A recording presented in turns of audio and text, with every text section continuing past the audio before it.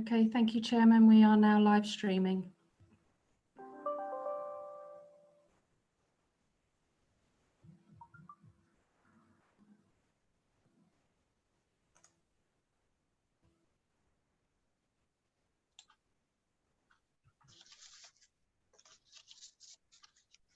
Am I okay to start, Teresa? Yes, thank you, Chairman. Thank you. Welcome everybody to our Zoom virtual reality meeting, especially to all those who are on screen and all those who may be joining in from afar. Before I start, I just want, as Chairman of the Council, to pay tribute to Anna Graves as she leaves as our CEO.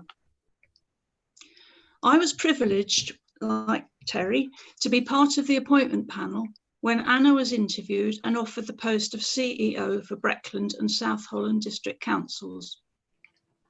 In all the time I've known and worked with Anna, she has proved to be a hard-working, feisty, committed and innovative CEO, determined to take both councils forward in an exciting and pioneering manner.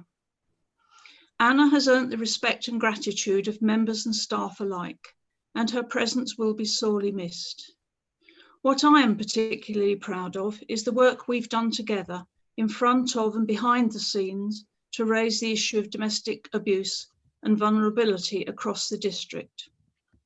As a trustee of Leeway, which was one of my charities last year, I know Anna will continue to raise awareness of domestic abuse across the county, which sadly during this pandemic has increased across both men and women of all ages.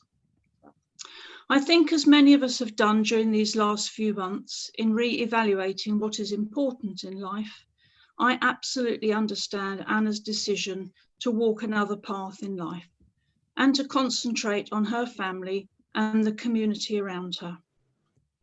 We will miss her. We thank her for her sterling commitment to our council and our residents, but she goes with our very best wishes in whatever she may do in the future. Thank you. Right, I'm now going to ask Julie to do the roll call, please. Thank you, Chairman. Councillor Ashby. Councillor Askew. Present. Councillor Atterwill. Yeah. Councillor Bambridge. He's gone on. Coun Sorry, I was on mute. I am here. Thank you. Councillor Burt. Yes, here. Councillor Borrett. Present. Councillor Bowes. Councillor Bowes is having trouble getting on. I've tried to send her the link again, but she is having trouble getting on. She is trying to get on. Thank you. Councillor Brame. Present. Councillor Brindle. Present. Councillor Bushell. Present. Councillor Carter.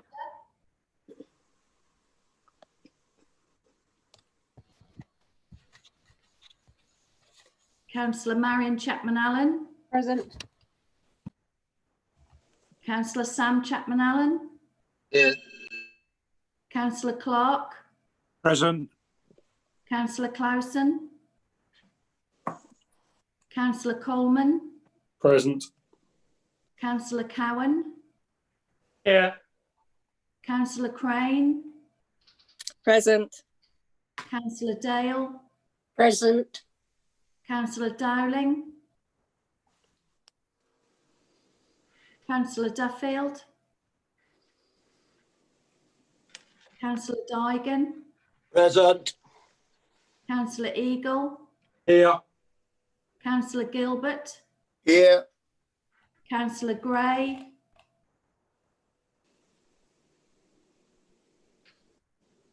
Councillor Harvey.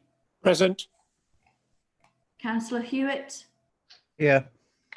Councillor James. Present. Councillor Jeremy. Here. Councillor Kiddell. Councillor Kiddle-Morris. Here. Councillor Kybird. Here. Councillor Ian Martin. Here. Councillor Keith Martin, Here. Councillor Monument, Present. Councillor Morton, Here. Councillor Nairn, Councillor Nunn, Here, Julie. Councillor Oliver, Present. Councillor Robinson, Present. Councillor Sherwood, Present. Councillor Suggett, Present. Councillor Taylor, Here. Councillor Terry, Councillor Turner, Present. Councillor Webb, Here. Councillor Wickerson, Here. Councillor Wilkin, Here. and Councillor Wilkinson. Here, Julie. Thank you. Thank you, Julie. Before we go on to apologies, I just want to assist all of you on screen and zooming in about protocol. You've all had a briefing sheet, but these are my personal tips. May I remind all members that should you need to leave the meeting room for any reason, that you turn off your camera, turning it on again on your return. Please remain muted until you are invited to speak. Voting this time will be by a show of hands, which is in line with the Constitution. When you're asked to vote, please indicate clearly whether you are voting for, against, or abstaining. Officers will count the votes and inform me as chairman of the result. If you are not physically present in the meeting room at the time of a vote, you cannot vote. Please remember, we're in the public view the whole time. Thank you. Right, Julie, could we have the list of apologies, please? Thank you, Chairman. I have apologies from Councillor Ashby, Councillor Clausen, Councillor Gray, Councillor Kiddell, Councillor Nairn, and Councillor Terry. Thank you very much. And we now move on to item 2, which are the minutes of the last meeting, which I'm not going through page by page, as I never do, assuming you've all read them. So may I have a show of hands if you're happy to agree the minutes?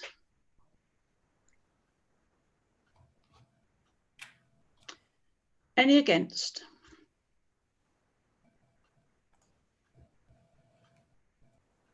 Any abstentions?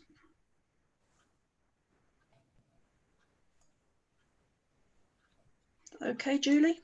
Yes, thank you, Chair. That's carried. Thank you very much. We're now going on to item 3, which is suspension of standing order number 5, and I will ask Mark Stinson just to talk us through that. Chairman, standing order number 5 sets out the order of the agenda. The order of the agenda on this occasion is actually very close to standing order 5, but in order to enable the business in a suitable fashion, we haven't for the last couple of meetings included all of the various committee minutes that are reported for information only. So as a technical matter, Chairman, we just need to confirm that standing order number 5 is waived on that basis. Thank you, Mark. I'm now moving on to item 4, which is declarations of interest. Chairman, we do need members to show that they're content to waive standing order number 5. You're quite right, I beg your pardon. Again, may I have a show of hands all in favour of the suspension of standing order number 5? Any against? Any abstentions?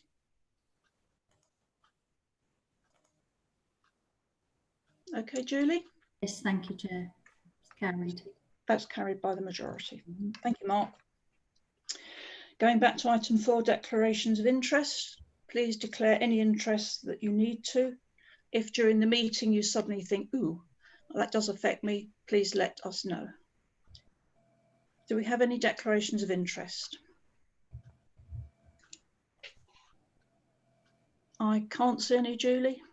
No, I can't either. Thank you, Chairman. Good. Okay, we move on to Chairman's announcements, item 5. And I have no announcements at this point, but I am going to ask Rihanna Rutland, who I hope's in the room, who's going to do a presentation on critical services. Rihanna, are you there? I am, Chairman, thank you. And I'm going to do a bit of a double act with Sarah Shipley, who hopefully is also, and Julie's going to share a short presentation. Thank you.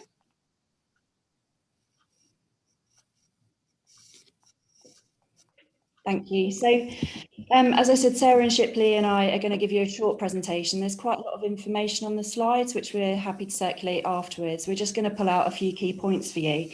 So in terms of the critical services cell, first slide, please, Julie. Sarah and I have been leading this since the start of the pandemic. And on the left-hand side of the screen, you can see the council services that have formed part of the critical services cell. So you'll probably recognise a lot of those as our frontline services, most of them with statutory functions within them.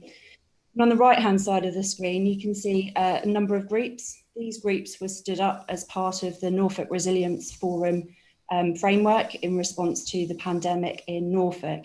And Sarah and I have been leading on each of those groups, sometimes taking it in turns or doing a double act, to make sure that we're feeding information through to the county structures, but also bringing it back into Breckland to help us in the delivery of our services. Next slide, please, Julie. Thanks, Julie. As Rihanna says, we're going to give you a bit of a whistle-stop tour of what the cell has been doing over the last 6 months and since the beginning of the pandemic. So at the beginning of the emergency response in mid-March, site visits for all services were paused and staff were redeployed to other work streams in order to respond to the emerging pandemic. A lot of work was carried out on the council buildings to make them COVID compliant, and that's down to the facilities management team, who really did some great work in the building. As we exit lockdown, we put together a series of safe working procedures, including a site visit protocol developed by our corporate health and safety team. This has allowed site visits to recommence in a safe way, ensuring both the protection of our staff and our residents. Next slide, please, Julie. So I'm just going to move on to some success stories. We managed to get it down to 4 pages from about 50, so we're just going to pick out a few highlights for you. As Sarah's mentioned, for anyone that's been in Elizabeth House or indeed Breck House, there's a significant amount of work that's happened to the building to make it safe for staff and for members to come back into a safe environment as and when appropriate. In terms of some of the stuff that you may have seen in the press, you will have seen quite a lot of social media activity around fly tipping and littering enforcement. Since the start of April, start of lockdown, we received 148 fly tipping and littering cases reported to the council, and that compares to 75 in the same period last year.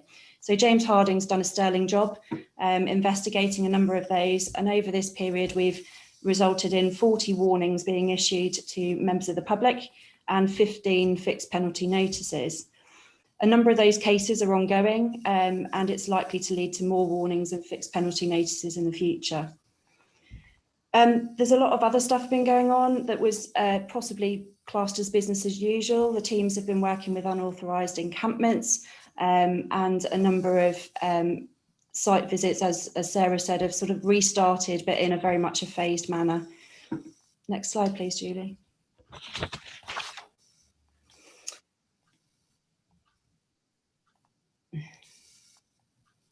Shall I carry on? Also during this period, obviously, the world doesn't stop moving entirely. So we've received a number of planning applications through this since April to September, 719 of them. But more interestingly, we've determined 907 planning applications, which is more than the same period last year, where we determined 842. Officers have worked really hard on resolving planning enforcement cases. And again, they've resolved more planning enforcement cases in this period than the same period last year. I think credit needs to be given to Serco as our contractor, who have worked tirelessly through the pandemic, not just supporting us in emptying, well, virtually 62,500 bins on a weekly basis, but also in supporting some of the work of the volunteering cell that was helping them move food parcels, etc., around the district. The environmental services team have had to cope with 2,378 new garden waste subscriptions between April and August, and that number still continues to increase. And interestingly, lockdowns had an effect on our recycling rate and the contamination rate in our recycling material. So our contamination rate has decreased from 15.5% down to 12.5%. So put another way, that's a 20% reduction in contamination in our recycling material. But also interestingly, we've seen an increase in the overall volume of material that we're sending either for composting or recycling.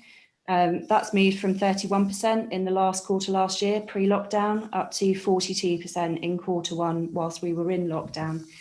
So as a team, we'll be looking at how we monitor that and analyse that information moving forward so that we can try and embed that behaviour change in our residents.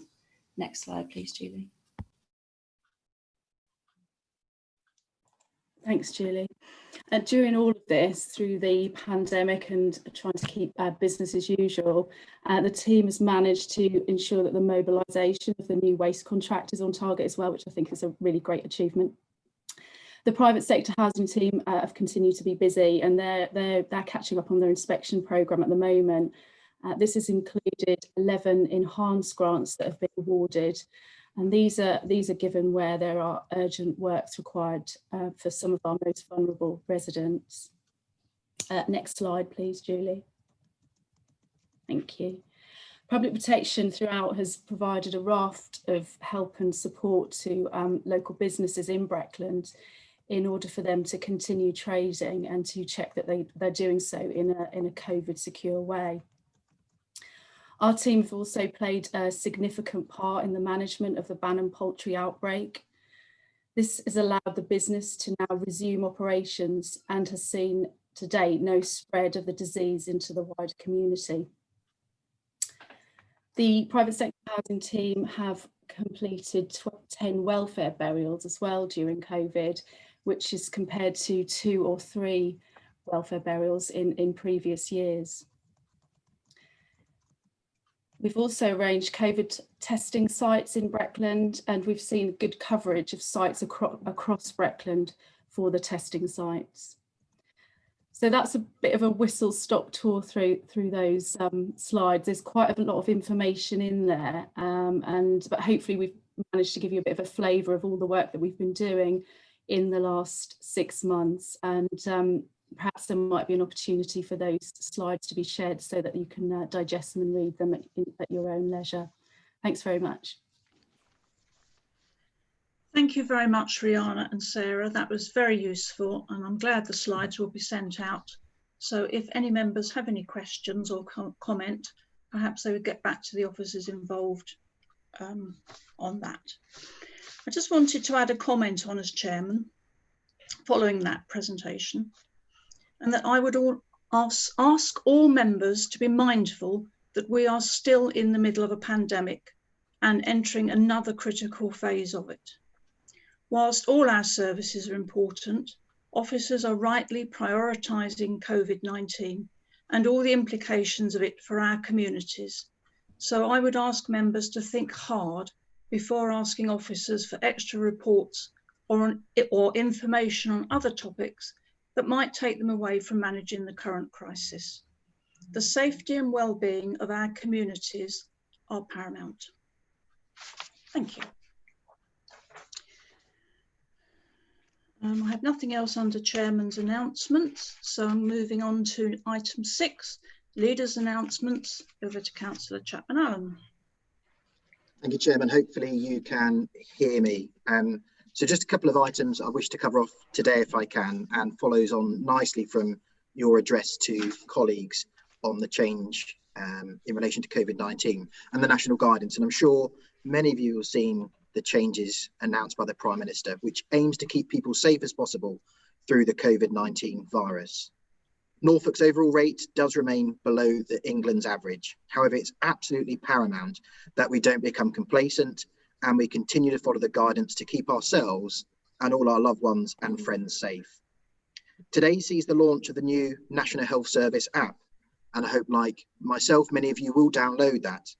It's designed to help track and trace the number of businesses which we are required to display QR codes, and I scanned myself as I walked into the building today to allow customers to easily check in to ensure that we're able to follow them if required to do so, to ensure that we can control the virus to the best of our ability. With that in mind, our officers have recently been working with local businesses across the district to raise the awareness of this requirement and to support them so that they can become compliant with the new rules and regulations. As a council, we will continue to deliver all of those essential services which Sarah and Rihanna just spoke about in the same manner in which we have throughout the whole of the COVID for the last few months. For the time being, the vast majority of our officers will continue to work from home, and we will strive to serve our customers remotely, doing things online, over the phone, and face-to-face if it is really required. These have been extraordinarily challenging times for everybody, from residents to businesses to the voluntary sector to friends and family, not just in Breckland, but across the country and the wider world. But I've been pleased by the way that we have all risen to the challenge in Breckland, and I would urge you to remember that we're not back to normal yet, and things remain unclear what the autumn and winter will bring. However, our priorities remain the same: supporting our businesses to remain compliant, successful and safe, protecting our residents, and in particular, those most vulnerable or our isolated neighbours. I just want to come on to next, Chairman, about Bannon Poultry.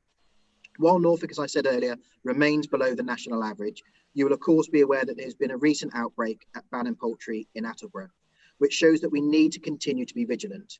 Through the regular updates which were provided to members across the council, you will see that our team works hard with partners such as Norfolk County Council's Public Health and others to ensure that the outbreak was successfully managed.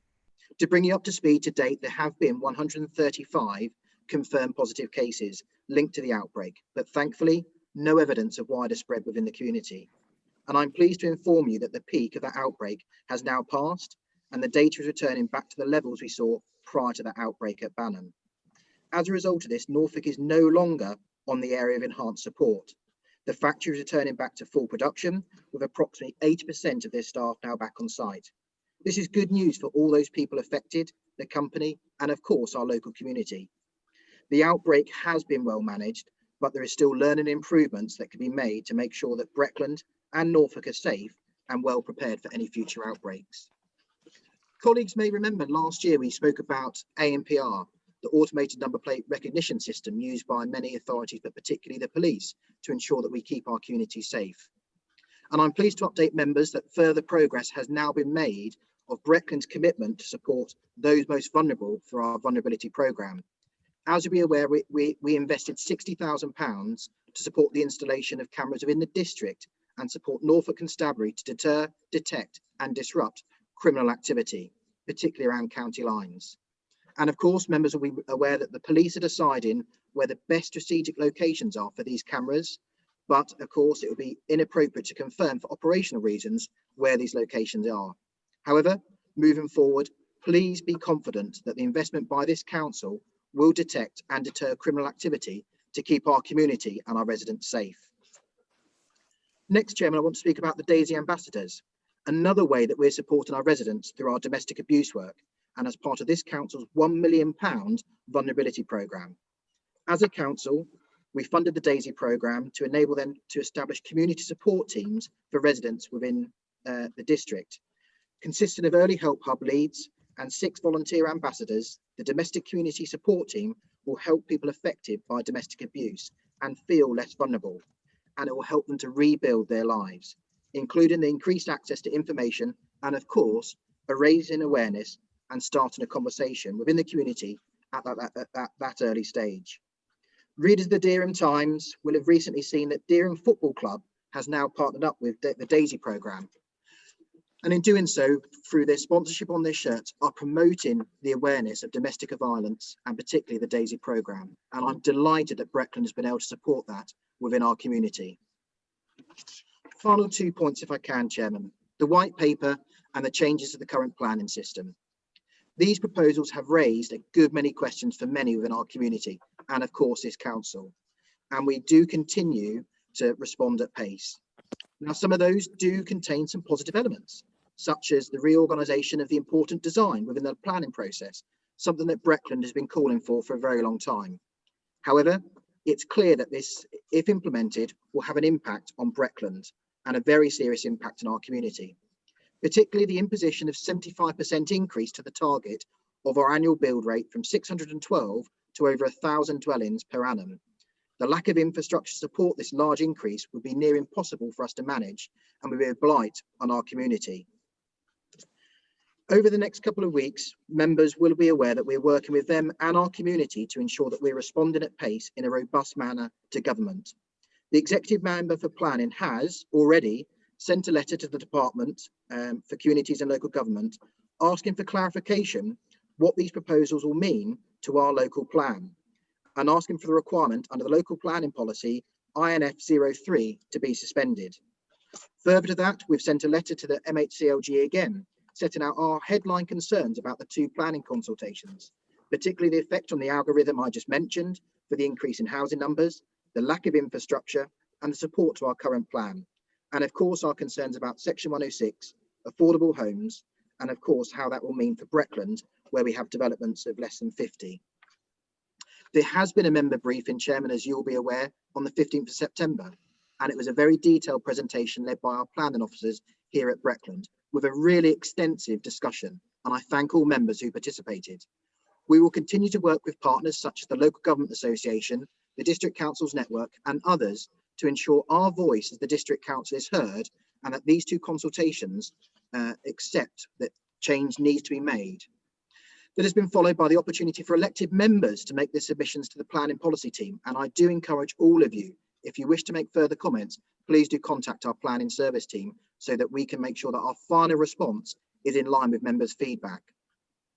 The timeline is tight for our responses to get back to the department, and the changes to the current planning system consultation has only a few days to go. However, there is nothing stopping individual members responding, and there is nothing to stop parish councils responding as well. And I understand a number have already done so.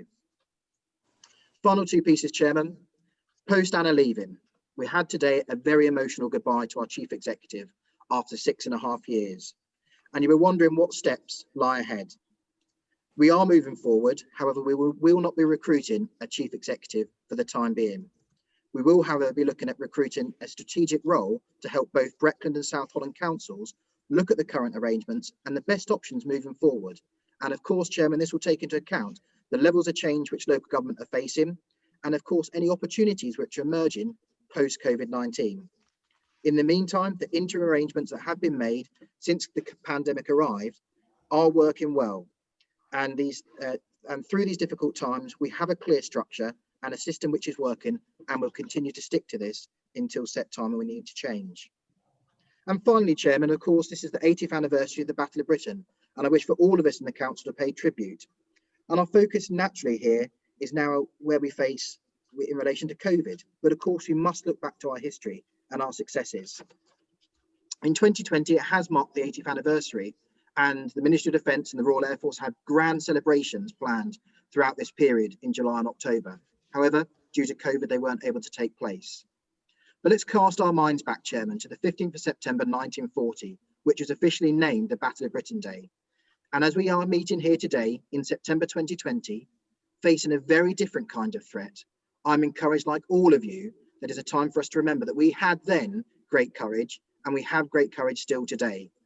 This council has a long and proud tradition of supporting the armed forces and the wider armed forces community.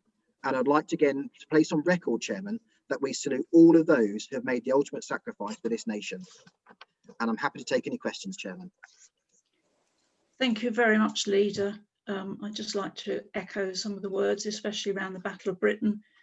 We obviously weren't able to attend events in reality, but Roy and I did quite a lot through Zoom, so life goes on. Okay, if you wish to ask the leader a question based on the content of his report, will you clearly raise your hand so that between the officers and I, we capture you all? Councillor Roger Attewell. Yep, and I've got Councillor Ian Martin.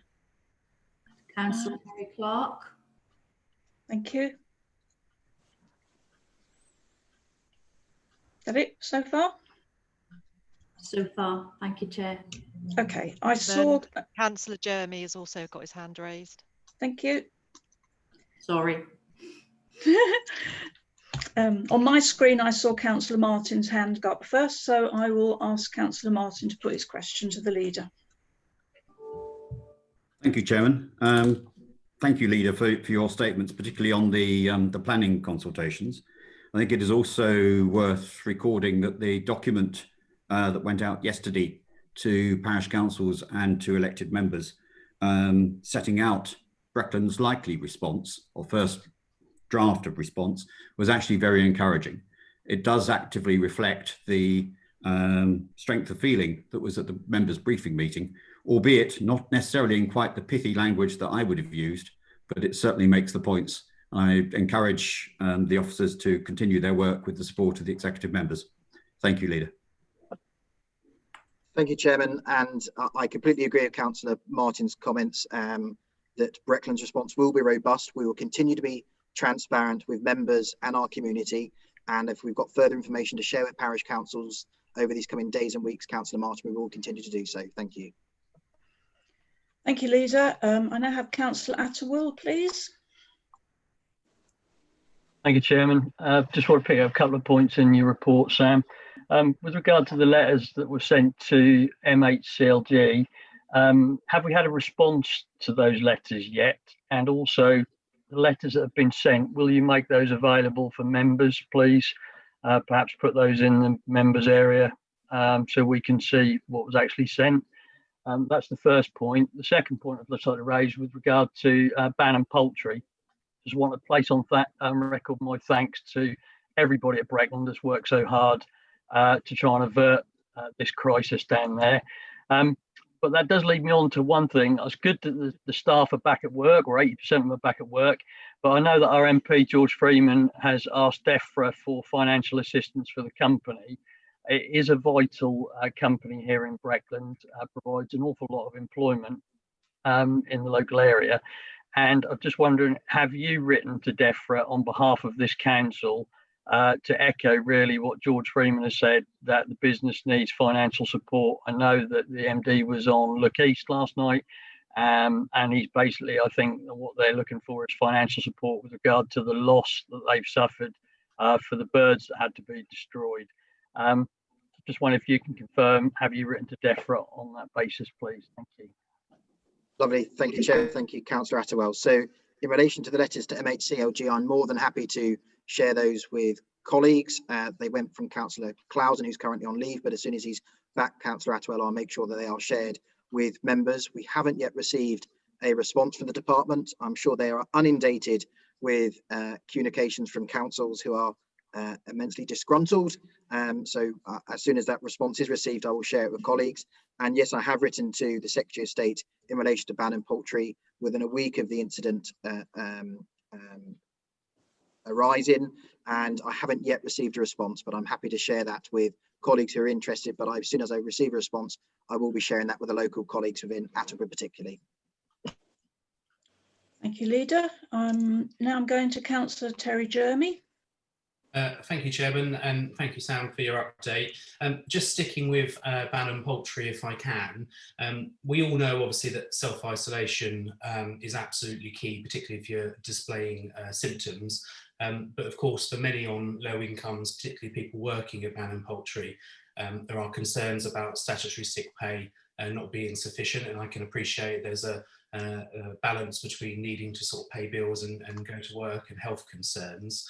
I note that Bannon Poultry specifically, Norfolk Assistance Scheme provided £32,000 in cash plus 237 food parcels, £5,000 worth of food. This is just for Bannon. And I suspect there was other local support. Given in this instance, Sam, that there's not a wider spread of COVID, self-isolation appears to have worked well. And I suspect that financial support locally was absolutely key. Will Breckland be reviewing to what extent this financial assistance supported the self-isolation and making that knowledge wider known to help prevent such instances in the future. Thanks, Councillor Jeremy, for your question. The overarching tactical group, which was overseeing the ban and response, stood down on Monday of this week. They're now undertaking a mild wash up from that, and they will be sharing that with myself, and I will then in turn share that with colleagues within the council membership. We continue to learn throughout the pandemic, and I said in my opening address that from where we were from the ban and position, we have changed some of our processes and procedures to make sure that the next time we have to respond, and I'm confident sadly there will be a next time, but next time we have to respond, that it will be a improved service. In relation to support for those individuals who had to self-isolate, you'll have noticed the Secretary of State for Health and Social Care, Matthew Hancock, announced a change in relation to the self-isolation fund. That stands up live on Monday the 28th of this month, and at the moment in time, colleagues across Norfolk are working diligently to ensure that that system is in place and ready to go live on Monday. As soon as I've got further details, Chairman, I'm happy to share that with all members, and we will be sharing it in the wider membership of parish councils so that information is cascaded. Thank you, Leader. And finally, as I've seen no other hands, we have Councillor Harry Clark, please. Thank you, Chairman. Can I thank the leader for his very full report produced at pace in these difficult times. My question is relating to COVID. I know a lot of work has obviously been done behind the scenes, but I think for the sort of wider assurance for the public and others, will the leader make sure that the full risk assessment of the COVID relating to Elizabeth House and Breck House is published on the council website? Thank you. Thanks, Councillor Clark. I think the question was, will we be releasing our risk assessment on our public website? I don't know the position to that, but I will confirm to members in writing after this meeting whether that's practical and right for us to do so. Thank you. Thank you, Leader. Julie, I have seen no other hands. Chairman, I can see no other hands. Thank you very much. Thank you very much, Sam, for that very useful report. We're now moving on to item 7, which is questions on notice under Standing Order number 6. Now, in line with the Constitution, the 7 questions plus their responses have gone out to all members. So I do not intend to go through that in real life. Again, it's very time consuming. But what I will do, again, in line with Constitution, is to ask if any of the 5 authors of the original questions have a supplemental question on the topic they introduced. And those 5 councillors are Councillor Atterwell, Councillor Clark, Councillor Burt, Councillor Wickerson and Councillor Morton. So if any of you have a supplemental question, please raise your hand, and between Julie and I, we will spot you. So I've got Councillor Morton and Councillor Clark. Councillor Wickerson. Yep. Councillor Atterwell. Yep. And Councillor Burt. Okay, so all 5. So I'm going to do it in the order in which the questions were put and the responses given. So the first person who actually had 2 questions is Councillor Atterwell. If you would like to put 1 supplementary question to the person you directed it at. Thank you, Chairman. I think the person that I directed it at isn't actually here, so I'm hoping perhaps the leader might be able to take this up for me. I'm sure he will.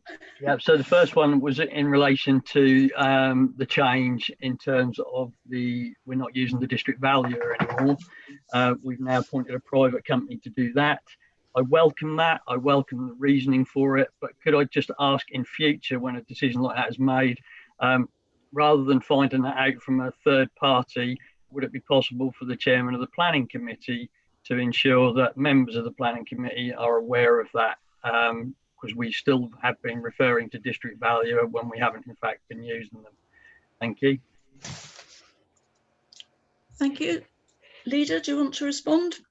No, thanks, Chairman. That's a little bit of process which we can pick up and in future in relation to anything around the planning system, ensure that that's picked up under the chairman's announcements for the planning committee. Okay, Councillor Atwell, do you have a supplementary question on your other question? Yes, I do. Thank you, Chairman. I note that the response regarding planning conditions are not monitored by this council. What I would like to know is how many breaches of conditions have actually been recorded in the last 5 years, each of the last 5 years, and how many of these were actually challenged and enforced. And I look forward to seeing that information so I can take this up further with the exec member for planning. Thank you. Thanks, Chairman. Thanks, Councillor Atwell. Just for clarity, I'd be grateful if Councillor Atwell could just put that in writing to me so I can ensure that the response he receives is accurate to the question he raised. Thank you very much. Councillor Clark, do you have a supplemental question to your original question? Yes, thank you, Chairman. I did put four questions in, which I've had replies to. Thank you very much to the executive member for planning. My question is in relation to response 4, which is around independent social housing providers and how far the council is engaging with them in relation to the white paper. As the executive member for planning isn't here, I will write to him, but instead we'll refer this to the leader, is asking the executive member for planning and relevant officers to at least meet with me online to discuss further how social housing providers, and we have 2 major ones in our district, may be affected by the white paper and also the affordable homes programme. And I think with the planning responses, I think there may be issues around funding and sustainability that I'm concerned about. This is too much obviously to do in relation to a question, so I will be putting that in writing to the executive member for planning. Thank you. Leader, do you wish to come back, or are you happy with Councillor Clark's plan? I'm happy to meet with Councillor Clark, Chairman, to discuss that matter further. Thank you. Thank you. Okay, Councillor Burt, you have a supplemental question? I do, thank you, Chairman. My question was about Breckland's carbon audit, and the member for customer engagement said that a new contract will be awarded in the next few days, but he can't say any more at the moment. So hopefully we will receive some more information very shortly. I asked whether alternatives had been considered, and tools such as the Local Government Association's carbon accounting tool, but he said that they don't sit under Scope 3 of the Greenhouse Gas Protocol. But I don't recall there being any requirement under our declaration of a climate emergency for that to be a condition. In any case, he said that we will use the LGA tool going forward, and I see no reason why we couldn't use the LGA tool already. And certainly, there's no reason to wait. We can do that simultaneously within any external audit. Now, my question really is one of clarification. It was reported, or he has reported, that the switch to renewable energy will save an estimated 357.55 tonnes of carbon. It's a good estimate, but I note that this saving is merely an accounting function, as we haven't actually affected how electricity is produced or reduced our consumption yet. I'm sure that will happen in the future, I certainly hope. But the member for customer engagement then went on to compare that with personal carbon usage, which says 10 to 12 tonnes per year per person. But that number is wildly different to the normal per capita figure, and it's much more like the CO2 per capita, which begs the question, is that very precise 357.55 tonnes, is it a carbon saving, or is it a carbon dioxide equivalent saving?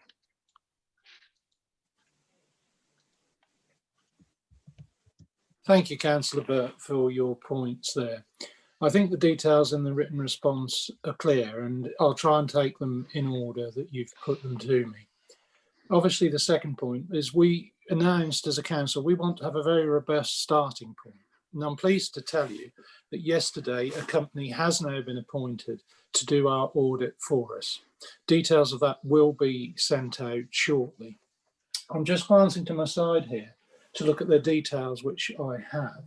And this is a very good company who work with national government, other local councils across the country, and have got a very good track record of assisting councils in this area. So I think you'll be pleased, and our members will be pleased with the company we've got doing that. Obviously, in relation to the figures, in relation to the tonnage saved of carbon per year, we asked our supplier for the details on that, and I'll get the specific details to the questions you've asked and respond to you. Thank you. Thank you, Councillor Sherwood. Councillor Wickerson, please. Do you have a supplementary question? Well, yes and on no. your question? Yes and no, Chair. Thank you for that. In the sense that, thank you to the executive member for contracts and assets for responding to my questions on Barn and Broom and the commercial assets. My question is quite detailed, so I do intend to submit that question in writing for a response. And I think it would be better to do it that way than to ask the question today. Thank you. Thank you very much, and thank you for your thoughtfulness on that. Councillor Morton, do you have? Yes, thank you, Chairman. Supplemental question? Yes, thank you, Chairman. I suggested that a cross-party working group be established for sustainability and climate change to speed up progress in developing a strategy and following through with implementation. There was a 6-month period prior to COVID when a carbon audit could have been rolled out, and I feel sure that a cross-party working group would have ensured this and other actions would have been taken.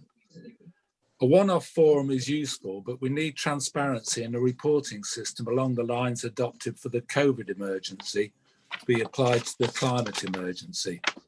What assurances can Councillor Sherwood give me that more rapid progress will be made in developing strategy and delivering? Thank you, Councillor Morton, for your questions. I think it's important to realise, as has already been stated this morning, the very difficult situation the country has found itself in with the national pandemic and the redeployment of our officers locally and the work that's involved. Many strategies and many parts of the council's work are extremely important, and climate change is one of those, and we've recognised that as a council. You'll be pleased to see that I have indicated that all councillors will be invited to a forum so that they can contribute and have input and scrutinise the policies going forward. That will be by the end of October. So I believe that allows a full and open opportunity for councillors to have their opportunity to have input into this ongoing policy. Like you, I'm extremely disappointed that there has been delay, but I'm very comfortable with where the council is, and we're working hard to make sure we get this right for the residents of Breckland.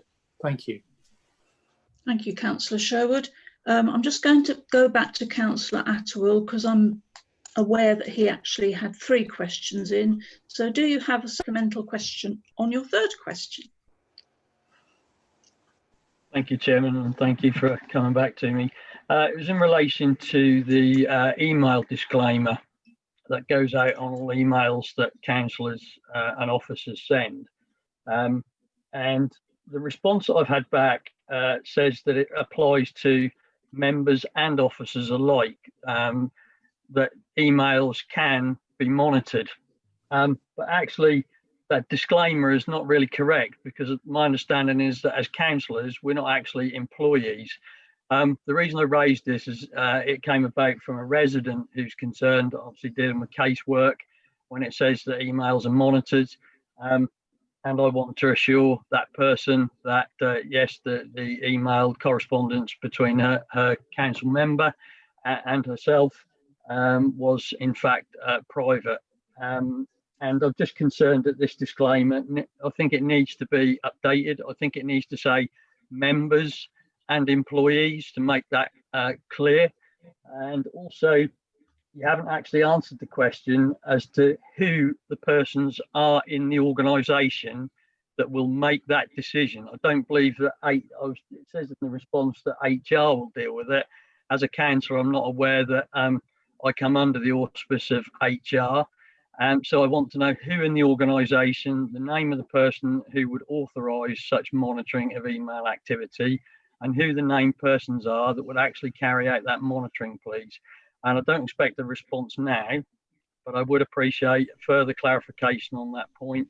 And I will also write to member to basically make that point clear so I can get that answer, please. Thank you.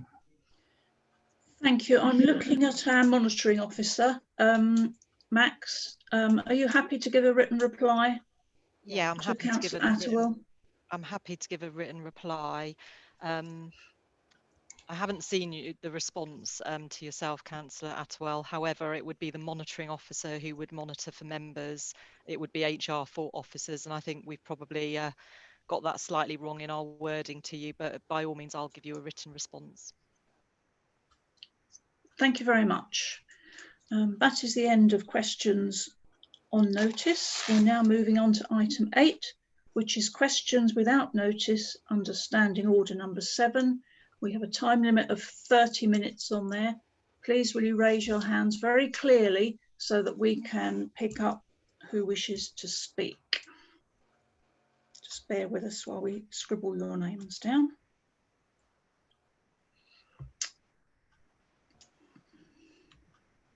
Julie, who do you have? Chairman, so far I have Councillor Roger Attwell. Yep. Followed by Councillor Burt. Yep. Councillor Gilbert. Yep. Councillor Brindle. Yep. Councillor Jane James. Yep. Councillor Dowling. Yep. Councillor Crane. Yep. Councillor Kybird. Yep. Councillor Jeremy. Yep. And Councillor Digan. Yep. Let's go on to my third screen. I can't see any more hands up, Chair.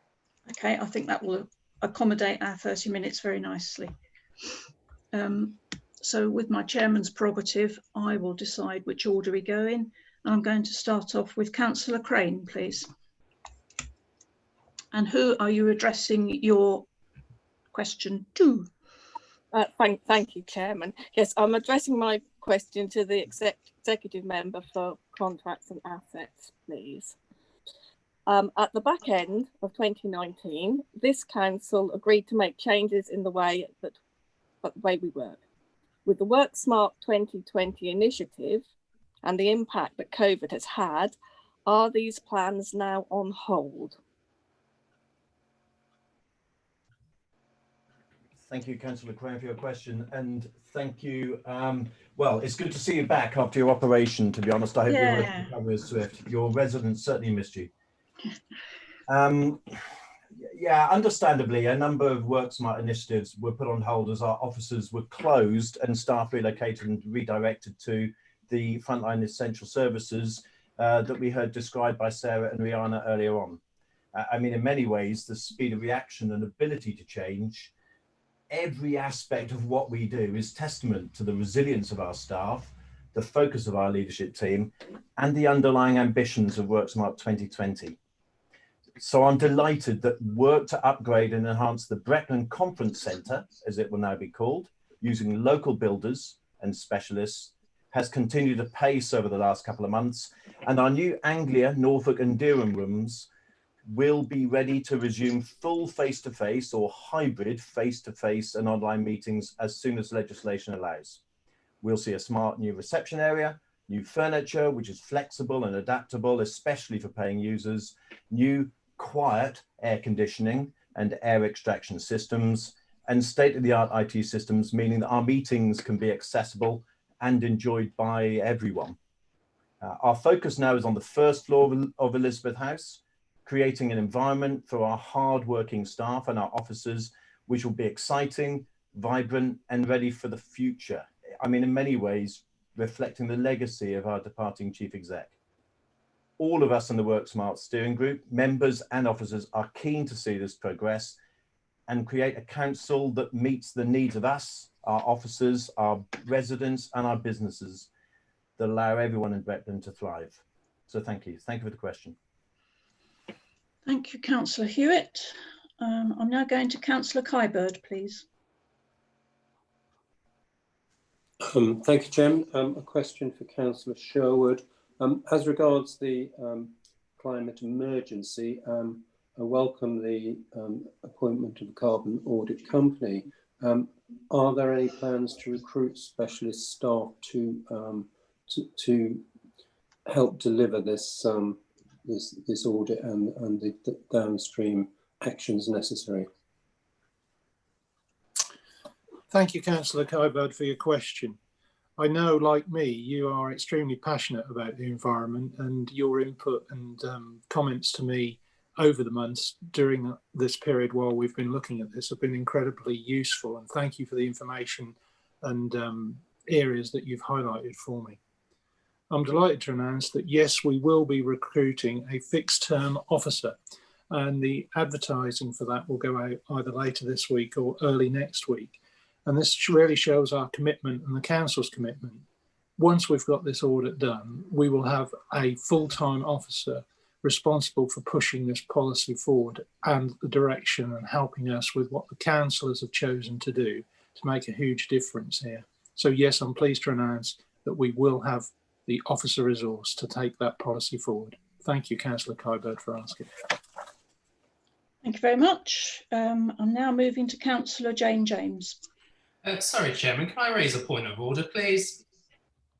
Yes, certainly. Is Mr. Stinson on the line? He is. I am here, yes. Mark, would you be so kind as to remind us of Standing Order number 7, and particularly the section 7.7 in Standing Orders? Standing Order 7 details the order of questions for questions without notice.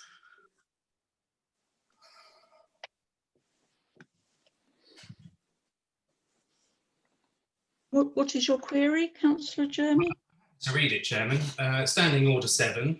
Members wishing to ask a question under this standing order shall indicate such by raising their hand.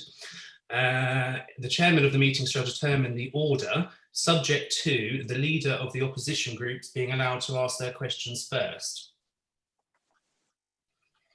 Duly noted. Thank you very much. You are on my list. Apologies, it took me a moment to find Standing Order 7, but Councillor Jeremy is quite correct.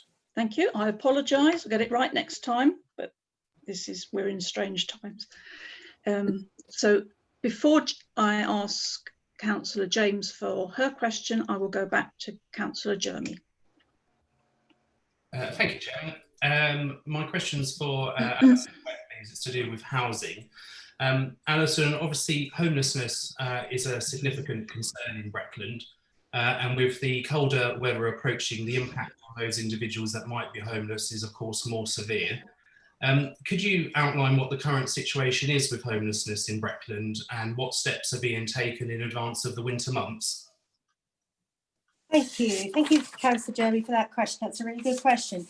Okay, so it's quite timely because we've just received some extra funding from government, which will help us with this challenge, because it is a challenge, as you well know. We've received £114,950 extra funding, which will help us. We're providing emergency temporary accommodation for rough sleepers. It'll also help us with to provide a housing support and resettlement officer, which will help rough sleepers to move on to more permanent accommodation, which is what we all want. We don't want rough sleepers to go back to being rough sleepers. We want to try and help them to move on to more permanent accommodation and jobs, which is what it's all about. We've had a lot of success since the COVID outbreak. We've more than halved the number of rough sleepers, which started at the beginning of the outbreak. So, you know, as I said, the team have done a brilliant job in getting this sorted. It's not completed. It's not something that we can just take and put away, because there'll always be a number of rough sleepers out there which we need to help. But what we want to do is to make sure that we provide help, advice, guidance and support to actually get them to have permanent accommodation for the future and a job if possible. Does that help? Thank you, Alison. Thank you very much. Now I'll go to Councillor Jane James, please. Thank you, Chairman. Will the Executive Member for Environmental Services... Chairman, apologies for interrupting, but I think given the content of Standing Order 7, you need to go to another group leader if there is another group leader asking a question. Okay, thank you very much, Mark. I will go to the, I think, if I'm right, it's Councillor Gilbert then. Can someone advise me? Sorry, Chairman, it will be Councillor Attewell and as Group Leader for the Independents and Councillor Burt for Group Leader for Greens. Okay. I'll go to Councillor Attewell then first. Thank you, Chairman. Questions for the leader. Do you think that the government's initiative to introduce a system of COVID marshals is a good one? And will you be seeking to introduce them in Breckland? Thank you, Chairman. I'm happy to respond. I think it was directed to me. I didn't quite catch the opening remark. Every council up and down the country will have a different view and opinion in relation to this. Councillor Attewell, but Breckland won't be progressing COVID marshals, and I understand that neither will any of my Norfolk colleagues as well. Thank you very much. So now I'm going to go to Councillor Burt. Thank you. I'd like to address a question to the leader, please, about the Breckland standard system. And looking at my screen, I've seen a few extra check shirts from my opposition colleagues today. And I think that's relevant because chairman of this council has raised a formal complaint against me, which included not being appropriately dressed. Also included in that formal complaint was that I hadn't used the correct corporate background during Zoom. But there were major problems with the process that I went through. I was officially notified of 4 formal complaints against me, but at the time of that notification, there were in fact none. It took 2 weeks before the chairman's complaint surfaced and another week before a copycat complaint. What happened to the others? No idea.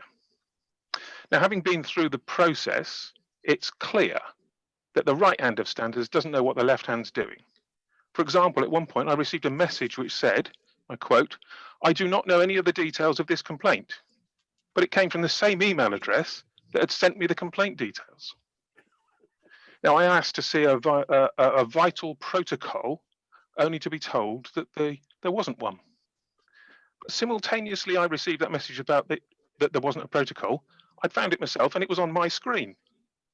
Furthermore, I was asked to break that protocol by standards because they didn't know about it. This system is in a mess. Now, at this point, I think the crux of the complaint by the chairman is that because I criticised the council, that by default, I was criticising officers. And that is a breach of the code of conduct. This, of course, is utter nonsense. I am permitted to criticise the council. And that by no means I'm criticising individual officers. And actually, for the record, I recognise many officers who work for this council. Yes, there is. I'm getting there. Are working extremely hard under difficult conditions. It's clear that Breckland Standards is systemically failing and has been politically manipulated. Will you urgently implement an external review so that residents of Breckland can have some confidence that both district and parish councillors are accountable against a functioning, fair and proper system? Thank you. I think that was a question for you, Leader. Thanks, Chairman. I'm not going to comment on the individual complaints against any individual of this chamber.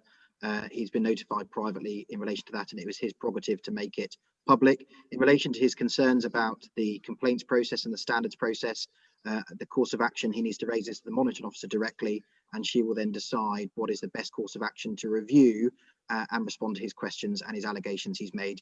But I don't think, Chairman, it's appropriate for me as a leader of the council to comment any further, as I'm not directly involved in any standards or monitoring processes within this council as the leader. Thank you very much. Mark, I just want to check how we're doing it for time, please. Yes, Chairman, we're good for time. Okay, thank you very much. So I'm now going to go back, hopefully you've got it right this time, to Councillor Jane James. Thank you very much, Chairman, and hopefully it was worth waiting for. Will the Executive Member for Environmental Services and Public Protection join me in thanking the fly tipping officer for the recent successful pursuits of fly tippers? I've had a lot of positive feedback from my residents here in Castle Ward, Thetford. Is there an update, please, on educational materials like posters, etc., to support and enhance this valuable work? And how else are the fixed penalty notices receipts being reinvested? Thank you. Thank you.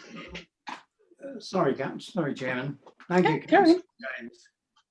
I'm glad you asked this question because it does give me an opportunity, first of all, to say lots of updates were given in the presentation we had earlier, although it wasn't connected with this particularly, and also gives me a chance to thank James, Sarah, Rihanna and Steve, all of whom have given excellent support despite them being officers who were directly involved in COVID.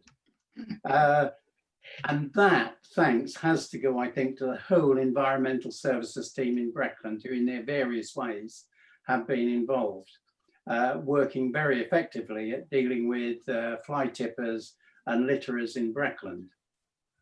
We've given many fines, fixed penalty tickets as appropriate, and we are, in fact, considering 3 actions along the lines of your question. First of all, we are going to start targeting areas for letter drops in the various languages used within the district, and also posters that apply to those areas. So this is going to be starting, I hope, very early October. We had hoped to get it underway before this, but COVID and then the commitments to Banham and so on rather got in the way. Secondly, we are considering, in fact, increasing the penalties and the scope of our activities as well. We have additional scope that our enforcement team can take actions in. And we're also increasing our cooperation with other bodies. And the 2 areas I'm talking about initially will be in Thetford and in Watton, but I'm interested in talking to people from other areas who have a problem. And lastly, if I could just say this, we are also considering increasing the establishment of our enforcement team, which hopefully will help us to take on more work, more cases, follow more cases through, and of course, improve the district considerably. Thank you, Councillor Banbridge. I'm now moving on to Councillor Dygan, please. Thank you, Chairman. I've actually got a question which arises from Sam's initial speech, but it's probably the member for IT. We all have these council phones, and can we be given advice on how we can get this COVID app onto our council phones if that's possible? Because I'm not particularly computer or phone savvy, and I'm not quite sure how I do it. So if we can be sent perhaps a little demonstration, little instructions on how we could do that, if that's possible. Thank you, Councillor Corrigan. I'll have a word with the officers and we'll get something sent out to everybody so it can be available. Thank you very much, Councillor Suggett. Councillor Gilbert.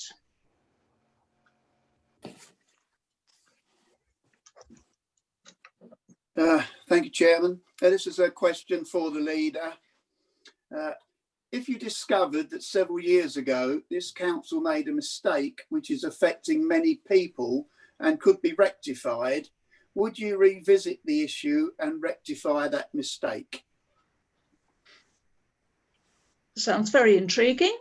I'm sure the leader would like to know what the mistake is. Lovely. Thanks, Councillor Gilbert, for your question.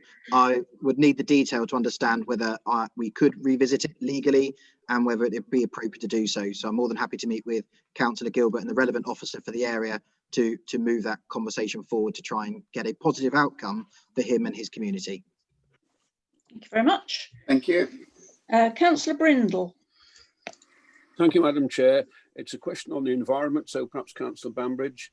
As you know, we're very keen to look after our river system in Thetford, Councillor, and it's currently in poor condition. Lack of water, of course, because of the rain, over abstraction, fallen trees. The Little Ouse in particular is a chalk stream and therefore very delicate. I know that there is a new all-party parliamentary group which has been formed to look at chalk streams, and their first meeting was a few days ago on the 15th. Can I ask you to make representations to this group on behalf of Breckland to see what can be done to improve the river system in Thetford and the nearby villages? Thank you. Can we actually talk about this offline, Councillor?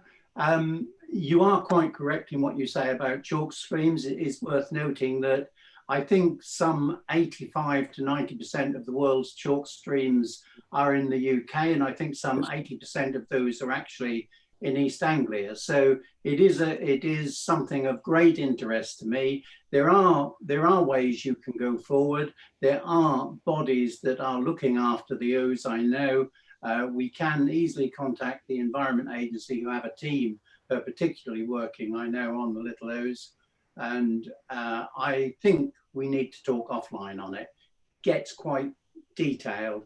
I'm happy to copy in any other member who's interested, of course. Thank you, Councillor Bambridge. Fine, thank you. I should also say that our environmental issues are being dealt with by Councillor Sherwood, but because it was water, I'm sure he didn't mind me answering you. Thank you. And our final question is from Councillor Dowling. Thank you, Chair. My question is for the leader. Over the past few months, I have volunteered as a telephone befriender, calling vulnerable residents as a welfare check, really. And it is clear that there are many people who are isolated and very lonely in our communities. With COVID-19 showing no immediate end, this will inevitably continue, particularly as many regular support groups remain closed or virtual. What can we as a council do to ensure that residents who do not or cannot access technologically are not left behind in the months ahead? Thanks, Chairman, for your question. Throughout the whole of the pandemic, we had a lot of learning, and part of that was how we're working through supporting those who are most vulnerable and are self-isolating. And of course, that's not picking up the people who are have social isolation issues prior to COVID. We're working with partners across Norfolk, such as Norfolk Community Foundation, Norfolk Age Concern, to see how we can, through the winter period, ensure that those most vulnerable residents are supported and aren't relying on modern technology, ensuring that they are protected and don't necessarily require face-to-face intervention. And you cited, Councillor Dowling, those opportunities about that befriender service through telephone systems, and they've been immensely successful through the rest of the country, particularly with SAFA, who's picked it up within the Eastern region. And you'll be aware that members of this council are able to volunteer to be welfare callers, to undertake some of that conversation with those individuals. And we're going to be undertaking some further training over these coming weeks to ensure that you as members are ready if you wish to sign up to support those most vulnerable, particularly in Breckland. I'm more than happy, Councillor Dowling, to meet with you offline if there are further schemes or initiatives you think we can link in with and support, or if there are other charities who are doing some fantastic work within the community who may not be on my radar. I'm more than happy to discuss that further. Thank you, Leader. I just want to add a comment, and I think Councillor Dowling made it very well. Several of us have picked up phone calls that we're making to vulnerable residents, and I do mine once a week. Sometimes all they want is just to hear a voice on the end of the phone. Sometimes it is a particular need, and certainly within one of the villages that I cover, our emergency group is still going. I've just got time to take one more question, which is from Ed Coleman, please. Thank you, Chair. It's a question to Councillor Robinson. He, as I'm sure many of us are market town champions. And the question is, does he agree with me that the recent High Streets Heritage Action Zone bid that we've been successful in receiving is a great opportunity to build on the work this council already does to champion our market towns, especially Swaffham.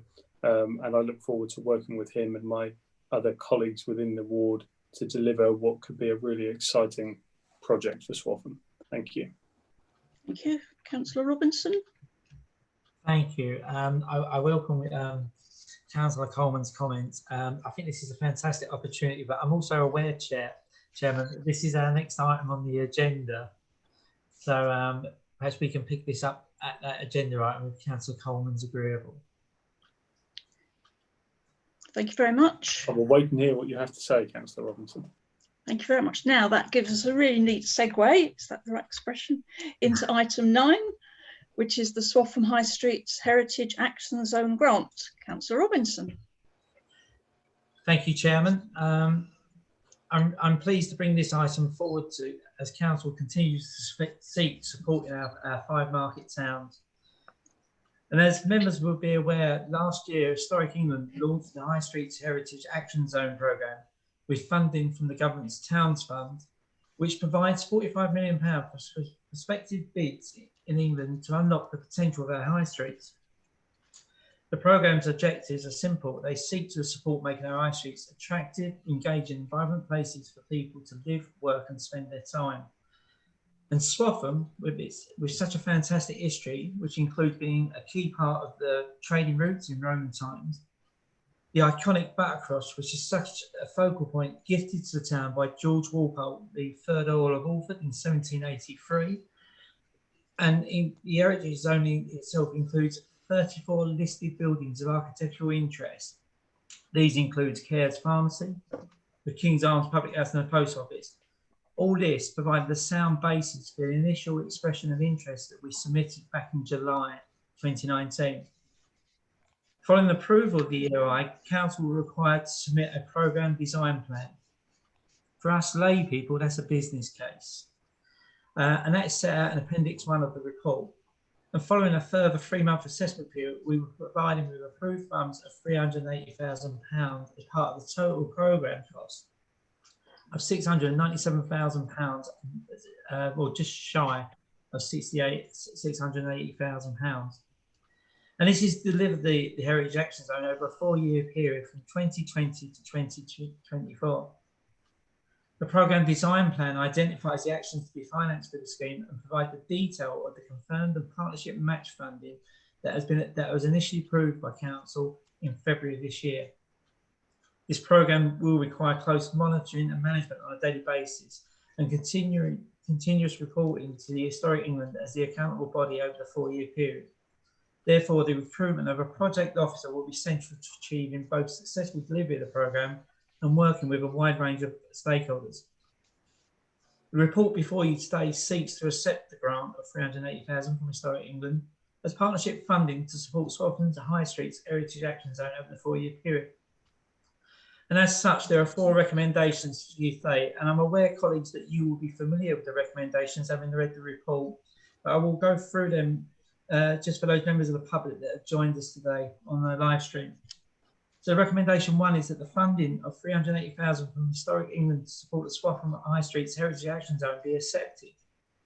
Our second recommendation is that the Executive Director of Place be given delegated authority to sign the contract with Historic England on behalf of the Council. The third recommendation is that the Executive Director of Place be given delegated authority to manage the scheme and allocate grants in accordance with the terms of the contract and in consultation where appropriate with Historic England. And finally, you'll be pleased to hear the Executive Director of Place be given authority to appoint on a temporary contract a project manager to oversee the scheme. At this point, Chairman, I will pause for breath, and I'm happy to receive comment or questions, and I would seek to take the recommendations en bloc. Thank you very much, Councillor Robinson. If you wish to ask a question, I can see Councillor Coleman's got his hand up, so we'll go to you first, please. Thank you, Chair. Just building on my earlier question to Councillor Robinson, I think this is something that we should really celebrate and champion, and I hope all members can get behind. This is an unprecedented investment in one of our market towns at exactly the right time as we look to deal with the challenges that market towns face following COVID. And I have every confidence that with investment like this, on top of the ongoing work that this council does with our market towns through the Market Town Initiative and our dedicated officers, that our market towns, including Swaffham, will be able to build back stronger. Thank you. Thank you very much. I have Councillor Ian Sherwood. Thank you very much, Madam Chairman. I hope members won't mind me being mildly parochial now. As one of the ward representatives for Swaffham, this is such fantastic news, and I'm delighted at what Breckland has achieved. I'd like to thank the portfolio holder, Councillor Mark Robinson, and the team for all the hard work they've put into this. I'm overwhelmed by the result of the work, and this will help enormously in our market town. Swaffham is, I think, the heart of Breckland. I'm sure other towns and communities will challenge me on that, but this is great news. And we also know that this investment will filter out into the hinterland around Swaffham, so that everybody who uses our town will benefit from this. I chose to move to Swaffham. It had been the town nearest to me that I grew up with, and I lived there for 16 years. I just live outside in a small village now, but this is great. Thank you, Mark. Thank you to the team. It's fantastic news. Thank you. I have Councillor Bushell, please. Thank you, Chairman. Mark, may I ask, whilst I realise you're talking about Swaffham here, given that the hit that the budget has taken during COVID, are our projects with regards to the Market Town initiatives for the 5 market towns still able to be undertaken? Hilary, thank you for your question.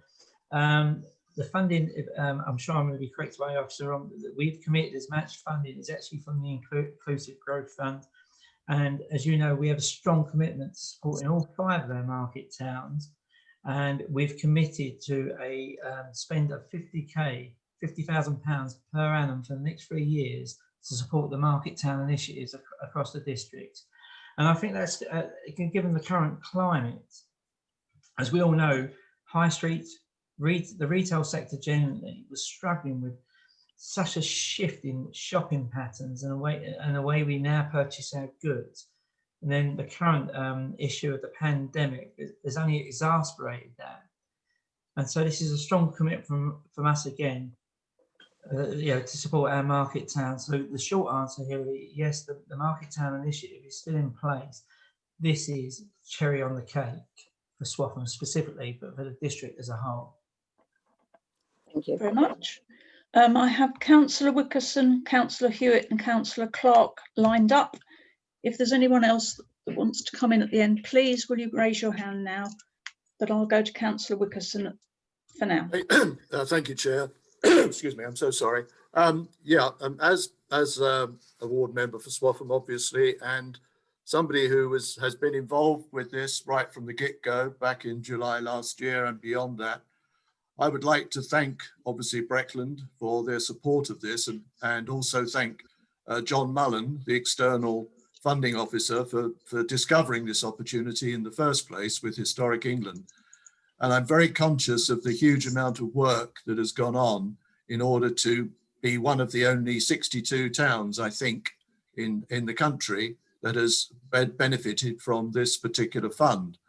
There's a lot of hard work still to be done, obviously, but it means an awful lot to Swaffham. And I'm really looking forward to working with Mark and the rest of the team in making sure that this works to the benefit of Swaffham and the hinterland, as I think Councillor Sherwood alluded to. It's great news, and we're very privileged. And thank you again to the Breckland officers who brought this forward. Thank you. Thank you. Councillor Hewitt. Thank you, Chair. Can I just add my voices to those that have been before and congratulate our executive member and our officers for the success in this. It reflects a great deal of hard work. It reflects a huge amount of effort behind the scene, much of which often And as somebody gets very frustrated the way a lot of our performance gets reported, where our reporting focuses on one or two lone voices rather than picking up on the great work and efforts that our officers do behind the scene. This is great news for Swaffham. It is great news for the wider district. Congratulations to everyone involved. Thank you. Councillor Clark. Thank you, Chairman. Yes, question for Councillor Robinson, who I've had a very brief chat with this about before. Congratulations, first of all, on the project, and to Swaffham, and obviously all of us are jealous. I hope we can use some of the methodology and the experience gained in the Swaffham exercise, the heritage zone, to apply to other towns which may or may not be endowed with the same historic and attractive features as Swaffham. I'm sure they all are, but I hope that perhaps I can meet virtually with or not with Mark and other colleagues, such as we did recently with Durham members on the Market Town, to look at how we can apply things like a condition survey, assets, etc., so that we have perhaps a levelling up process through all our market towns. Thank you. Thank you. And I have Councillor Borrett. Thank you, Madam Chairman. I'd like to echo some of the comments already made and congratulate Mark Robinson, the Cabinet member, for this. I think this is a great piece of news, and I think that it just shows the depth and strength of the team who are supporting the Market Towns initiative. They talk about being the heart of Breckland. I do represent a rural ward, but we do rely on Durham, the nearest market town, for all our facilities. And they are linked inextricably together. Breckland is unusual in being such an early adopter of this, as it is something that has quite a long history in the district council. And I would like to thank the leader and the cabinet for continually supporting it. And I think this grant represents, as I say, the depth of the team and the quality of the team supporting the Market Towns initiative in Breckland. So I'd like to congratulate, as I said, the cabinet member and all of the team at Breckland for this great result. It's great news for Swaffham. And I hope we can get more money, as other members have said, for my parochial area, Durham, but also the other market towns as well. Thank you very much. Thank you, Councillor Borrett. Right, you have before you 4 recommendations, which I would like to take on block. Do I have a proposer for those recommendations? I'd like to propose, Linda. Thank you. Do I have a seconder? Councillor Wickerson? Yep. Could you all raise your... I second that, thank you. Thank you. So I'm taking all 4 on block. Please raise your hands in support, in favour. Any against? Sam, put your hand down. Any against? Any abstentions? Okay, Julie, we have a majority. We have indeed, Chairman. Thank you very much. Right, so now we're moving on. So these recommendations are approved. Moving on to item 10, which is the revised budget, and I'm handing over to Councillor Phil Cowan, please. Thank you, Chairman. Just to echo good news for Swaffham, and hopefully going forward all our market towns, and this budget will enable us to do just that. So, as we've heard, we're living in unprecedented times, and I doubt whether any of us can recall an instance when your council has had to consider a change to the budget partway through the fiscal year. COVID-19 has had a significant impact, and we've heard about that at length, on the workings and financial status of councils throughout the UK, and Breckland has been no exception. In June, we presented an interim report on the likely and potential impact of COVID-19 on the budget that was set before the world all changed in March of this year. The report before us today contains 2 recommendations that are related directly to the impact of the COVID-19 pandemic, the likely cost effects having been drawn out of the Q1 financial report that was presented to Cabinet on September the 7th and was subsequently noted. Today, I can report that yes, we have suffered losses through reductions in our income streams, as shown in paragraph 1.3. Yes, we have experienced additional costs, as identified in paragraph 1.4 of the papers before you. And yes, we have received government support targeted at some of the gaps the pandemic has created. And yes, of course, the government support, whilst substantial, has not funded fully the budget gap that has resulted from the impact of the pandemic on Breckland. However, I can say that Breckland Council, through prudent fiscal management, has been able to absorb the majority of the financial gap by drawing down reserves, and they're shown in Appendix A of the report, and that we are confident that we shall be able to put in place measures to address the £217,000 shortfall that report identifies. Furthermore, despite all the disruption, redeployment and change of working practices that our staff have faced in the last 6 months, the council taxpayers of Breckland have been provided with an uninterrupted service. And as you heard earlier, our bins have been emptied regularly, planning applications have been processed, communities have been supported, and housing needs met. In summary, I must thank all the teams within Breckland Council who have worked in challenging and at times often difficult circumstances to put this revised budget together. This has been a work stream that they have not encountered before, and hopefully one which will not be encountered again. Full details that support the revised budget are set out in the report, and Appendix A shows the summary of the revenue budget amendments. Alison Chubbuck, our Chief Accountant, and I will endeavour to answer any questions. In the meantime, I commend recommendations 1 and 2 to you. Thank you, Chairman. Thank you, Councillor Cowan. Please, if you wish to ask any questions, please raise your hand clearly so that the officers and I can spot you. Councillor Bushell. Yep. Off you go, Councillor Bushell. Thank you, Madam Chairman. Philip, I wonder if you could just enforce whether we are still able to deliver our growth agenda, having regard to the drain on finances as a result of the COVID burden placed on the budget. And I would also like to concur with your words of thanks to the people who have worked diligently to make what they've been able to achieve. Thank you. Thank you, Councillor Bushell. It's a very good question. As the papers before you show, that we have had to draw down significant sums from our reserves in order to bridge the gap.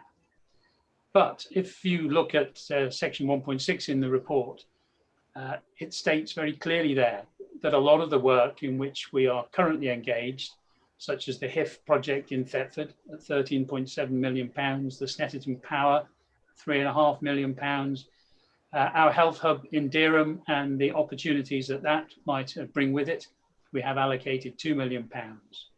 All of these projects, some of which I know are externally funded, all of these projects will enable growth in the district and will affect many people and businesses as a result.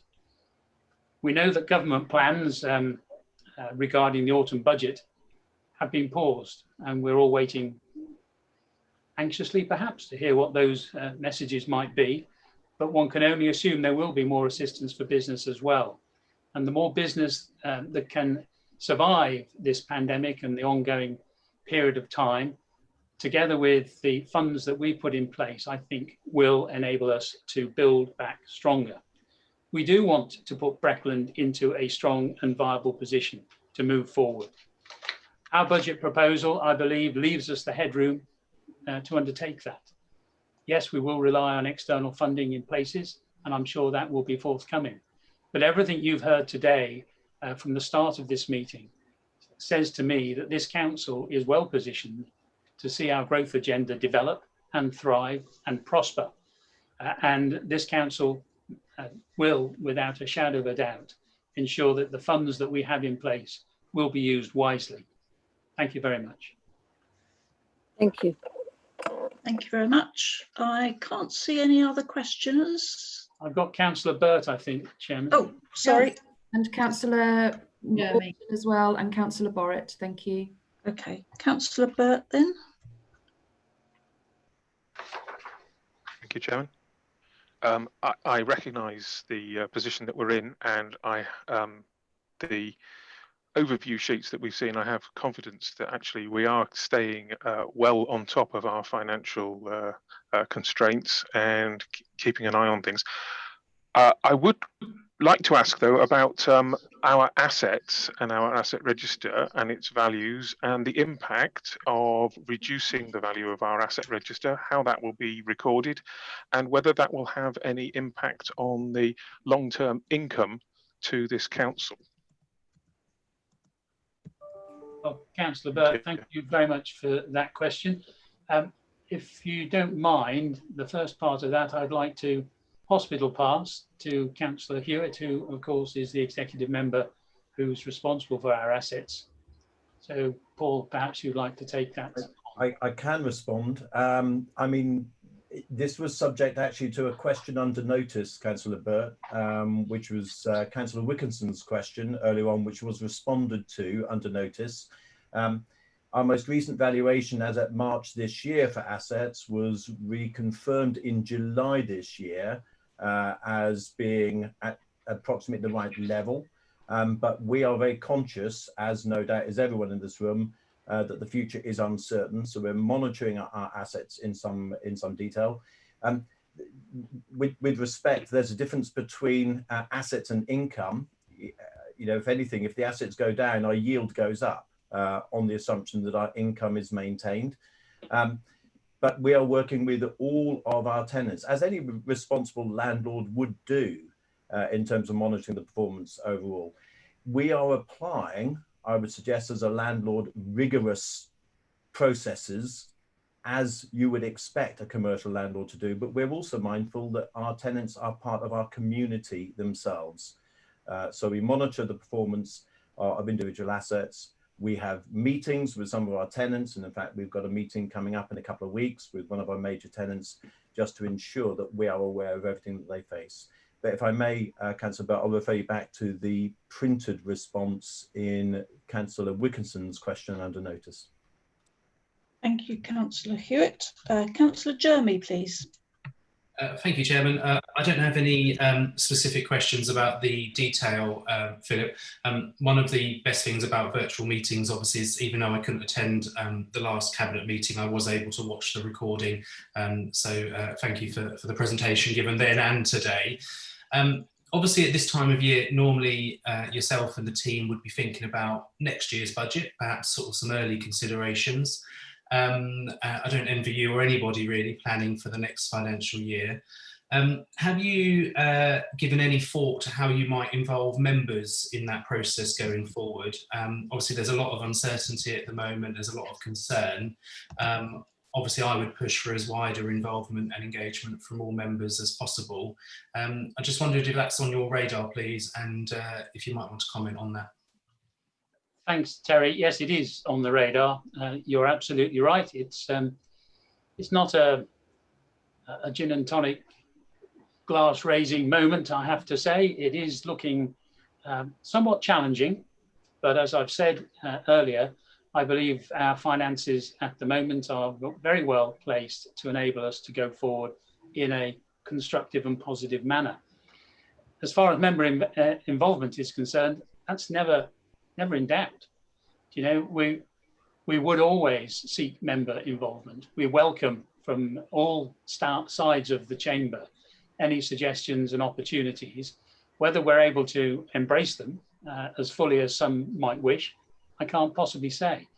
But it is a journey on which we are already commenced. The team have worked pretty hard to get to where we are at the moment. As you'll appreciate, the work they've had to do in order to position ourselves going forward has taken them away from the normal day job. And you're quite right, around about this time of the year, the autumn, we generally sit down and start to focus on where we're going forward.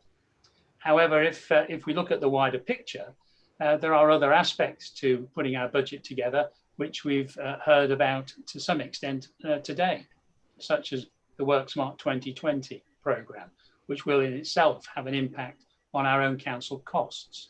So there are many strands to putting the budget together, and this particular year is going to be a budget which is going to be somewhat different from those that we've experienced before for various reasons, not least COVID. So I welcome the question. Yes, we are aware of the opportunity to engage members, and I'm sure we'll be hearing more in due course. Thank you, Terry. Thank you, Councillor Cowan. Before I ask Councillor Boric to speak, for those of you that missed the presentation to our outgoing Chief Executive Officer, she's now the one with the gin and the gin glasses. So if you want them, go and see her. Chairman, I believe there's one spare glass in that box as well. There was. I think we'll have to queue up. Councillor Boric, please. Thank you, Madam Chairman. I speak not with a question, but in support of the recommendations, because I think this is a very telling time in local government finance. And because of the decisions that the members of this council have taken consistently over a number of years, Breckland has no borrowing. It has large amounts of reserves, and it has used those reserves to invest, to generate income, to protect the finances of the council. Now, we find ourselves in a, I was going to say once in a generation situation, but I think it's far more than that. It's, once in 100 years, where the impact on society is immense. But the fact that we can continue as an organisation providing the very high standards of service we had, and it was very helpful, thank you, Madam Chairman, to have the presentation at the top of the meeting when we were able to look at the performance of the sort of day-to-day work that was necessary, as well as all of the things that we had initiated as a council to help protect the frail and the vulnerable as a result of the COVID outbreak. I do accept that what the Cabinet member says about we are using reserves, but that's what reserves are for. They are here to protect against the unforeseen and the unplanned. And I don't think there's anybody who had predicted correctly that we would be facing the sort of 2020 that we have. So I congratulate Phil Cowan, the Cabinet member, on the sound financial planning of the Council, and I support the recommendations here. It's absolutely right that we use the reserves that we've accumulated to protect the day-to-day business of the Council, which is serving our local residents. And I'm very happy when it comes to it, Madam Chairman, to second the recommendations on behalf of the Cabinet. Thank you. Thank you, Councillor Boric. Do we have any more questions? Julie, I can't see anybody. Chair, I cannot see any more hands. Chair, excuse me. Can I interrupt you a second? There was a chat from Stephen Askew, Councillor Askew, who wished to raise a question. And Councillor Morton, thank you. Oh, sorry, it hasn't appeared on my screen. Right, Councillor Askew. Thank you, Madam Chairman. And the previous speaker has touched on what I was going to ask the Cabinet member for Finance, and part of that was, does he agree with me that the COVID-19, what that has proved is the importance of keeping healthy reserves within the District Council. And I wholeheartedly support his budget. Thank you. Thank you, Councillor Askew. The answer to the question clearly is yes. And I'm happy to be able to report that along with majority of district councils across certainly East Anglia, and certainly here in Norfolk without a doubt, we are no different. District councils have been very good at marshalling their reserves and keeping them essentially as a very sophisticated rainy day fund. And boy, we had a rainy day. So yes, it is very important that we look at our finances in the round and plan for the future. Thank you. Very much. And Councillor Morton, please. Thank you, Madam Chairman. My thanks to Councillor Cowan and the team for presenting a budget in the very difficult times when things are changing. I just wanted clarification on 2 points about lost income. We talk about the commercial services provision losing being 86% down on budget. Could we clarify whether that might come back? Because obviously in planning, we may see some extra business in the future. Is that likely to be true for commercial services and also investment interest, where I was surprised it had gone down so much? Perhaps he could just comment on that. Certainly, Councillor Morton, thank you for those questions. Yes, so in terms of planning, as you heard earlier on in the presentations today, planning applications have risen by 20% compared to this time last year. So there is an expectation that the local economy is still growing in some areas without a doubt. So we will see a resurgence in planning income. As far as the commercial services provision and the 86%, that isn't really surprising. I'm kind of treading on Councillor Hewitt's toes a little bit here, but there has been enormous support from government to enable those businesses to keep going. And yes, as a responsible landlord and with a good relationship with their tenants, we are doing all that we can to ensure that our tenants stay in business, therefore keep renting our premises. So as the resurgence comes back and we build a stronger Breckland back, those businesses will still be there in our buildings and will recommence paying the rental incomes that they've agreed to do so. As far as the asset base is concerned in those areas, we're currently undergoing a major audit, the annual audit, and I can advise you that our external auditors, who are pretty sharp, it has to be said, have given assurances that our asset values that we're posting on our books are absolutely accurate. So I have no doubt that as we move into 2021 and come out of this pandemic, that taking all the measures that we have put in place together with central government, we will see the majority of our businesses continue to thrive. Investment interest, you will note that that includes Breckland Bridge. Part of the reason for the reduction in that area is that unfortunately some of our Breckland Bridge projects haven't got off the stocks as quickly as we anticipated, but I can advise without fear or favour that of course we've got a major scheme moving forward in Attleborough, and the sales of those houses is going ahead very well indeed. And as a consequence, we can anticipate receiving the investment income from the loans that we make to the development company coming back into the books as quickly as possible. And for those of you who sit on planning committee, you'll be aware that there have been other planning applications that are being made and discussed with Breckland Bridge for other housing schemes across the district. So Breckland Bridge is effectively providing that investment income in various ways. And if you'd like any more detail on that, I'm sure someone in the organisation, perhaps Ralph Burton, will be able to provide that to you in conjunction with Councillor Hewitt. Thank you. Thank you. Thank you, Councillor Cowan. So before you, you have two recommendations. Do I have a proposer for the recommendations? Well, clearly, Chairman. Thank you. And do I have a seconder? I'll second that, Mr. Chairman. Madam Thank you very Chairman. much. Madam Chairman, I second the recommendation as part of my speech. You did indeed. You did, but Bill, your sound quality is a bit spasmodic, so I probably missed it, not deliberately, because I couldn't hear, which is why I'm just covering our backs. All those in favour of the two recommendations, please raise your hands. Hands down. All those against?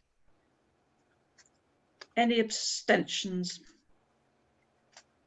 On the basis that I wasn't allowed to ask my question.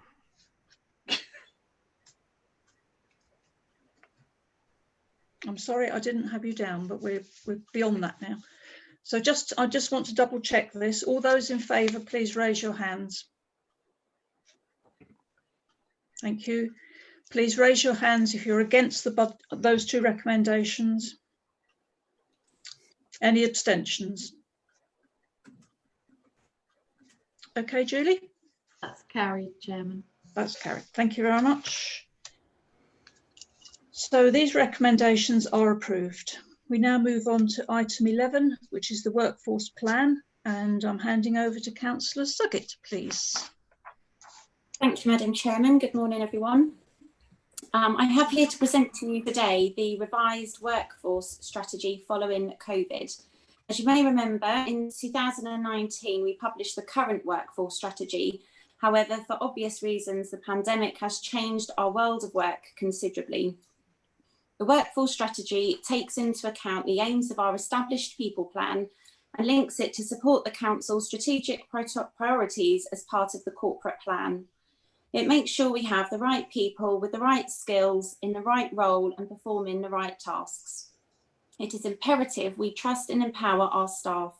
We need to ensure there is focus on performance and outcomes can be managed despite when or where someone is working. We need the ability to be agile to respond to the needs whilst balancing the requirements of those for whom face-to-face support is still appropriate. Some of the changes include the following: how a diverse workforce is just as relevant as the importance of the generational split. Flexibility means we can accommodate opportunities and arrangements to attract the best talent for a role. For example, someone with a disability not needing to attend an office 5 days a week makes employment for them more achievable.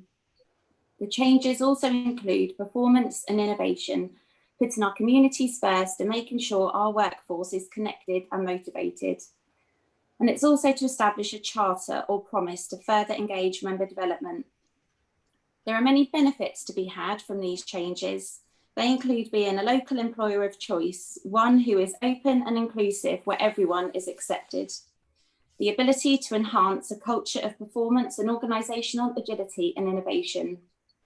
Putting our residents' experience at the forefront and deliver a service that fits their needs. There is, of course, a monetary saving to be had as a result of increased efficiencies. And lastly, working in a more digital environment and agile fashion will help reduce our travel, therefore giving us a reduction in our carbon footprint. This report has recently been to overview and scrutiny where it received some positive feedback and subsequent changes have been made. And we're lucky enough today to have Julia from HR who will do her best to answer any questions you may have. And just to remind you, we are looking today to have the report approved. Thank you. Thank you very much. Any questions for Sarah or for Julia, if appropriate? Please put your hands up clearly and make sure we have enough time to note that you want to speak, because the messages don't come up immediately on our screens. Councillor Burt. Okay, do you want to start then, Councillor Burt? Thank you. I appreciate this, the flexibility that we're going to need actually going now and into the future. It's really a comment for future when this gets updated next time. I noticed that we've removed one of the characterizing terms that was used before, but we're still using Generation Y and millennials. Since they can morph into derogatory terms, I just wonder whether in a report like this we might in future not use those vernacular terms and actually have a better definition. Thank you. You, Councillor Suggett, do you want to respond to that? No, that's noted for us to take forward. Thank you. Thank you very much. Right, Councillor Hewitt.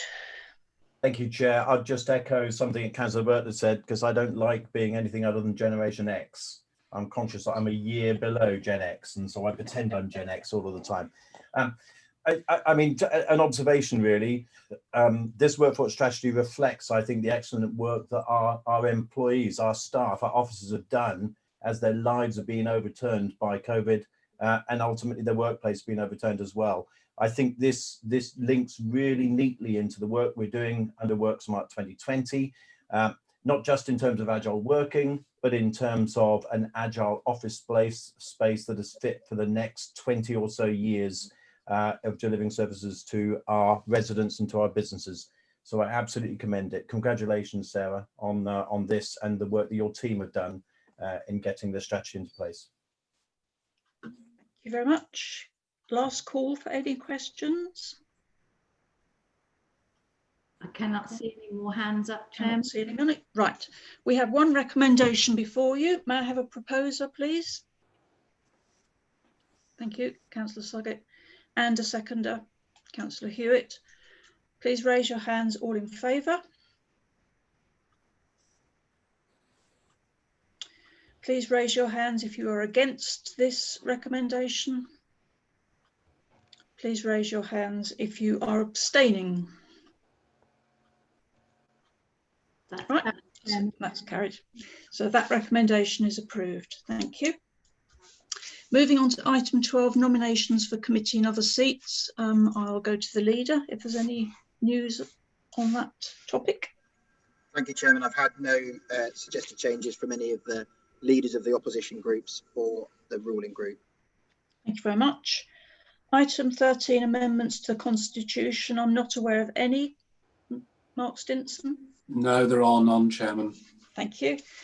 And item 14, any other items which the Chairman decides is urgent, if any. I'm not aware of any.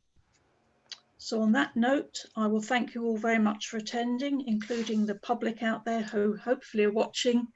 And just to remind you that Anna is still around for the next week, if any of you still want to get a message to her or wish her good luck. And on that note, I will close the meeting. Thank you very much. Thank you. Thank you, Chairman.